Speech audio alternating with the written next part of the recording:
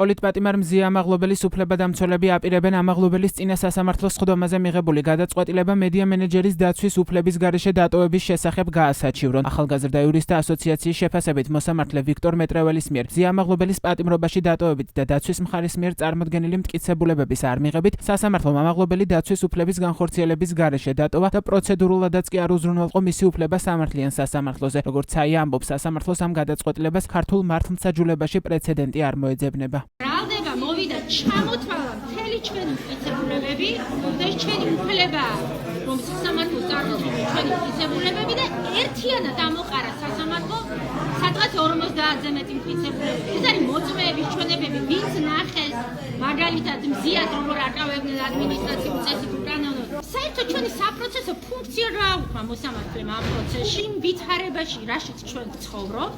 ჩვენ ამ პროცესში როლები გვაქვს, ასე ვთქვათ, სამართლებრივი, განაწილებული, იძულებული ვართ, მხოლოდ იმიტომ, რომ ჩვენ მზია ვერ დავტოვეთ დაცვის უფლების გარეშე. მხოლოდ იმიტომ, თორე ამ გადაწყვეტილების მერე რაც სასამართლომ იკადრა მტკიცებულებებთან დაკავშირებით, აღარ ვამბობ პატიმრობა ის რასაგები იყო რა გადაწყვეტილებას მიიღებდა. უნდა გამოვსულიყავით დარბაზიდან და არ გაგვეგრძელებინა ეს ხდომა, იმიტომ რომ ეს არის წარმოუდგენელი შეურაცხყოფა ნებისმიერი პროფესიონალისთვის და ნებისმიერი ადამიანისთვის, ვისაც გონია, რომ სამართლებრივ სახელმწიფოში ცხოვრობს.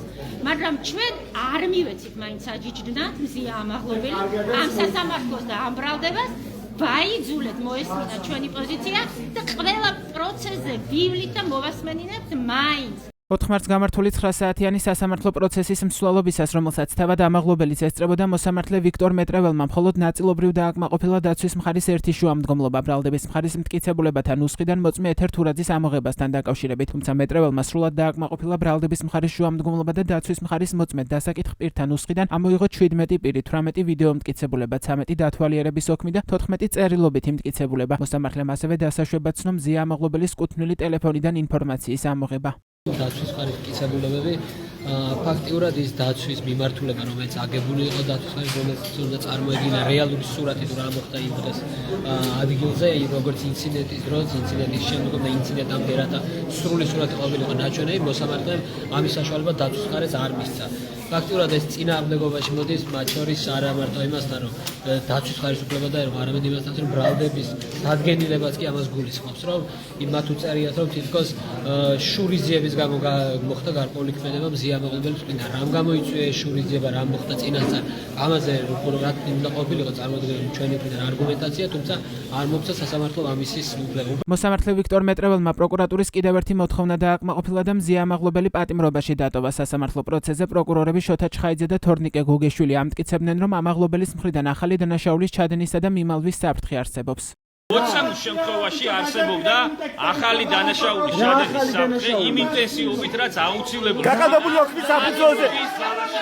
მითხარი, 20 შემთხვევაში საქმის გარემოებებიდან გამომდინარე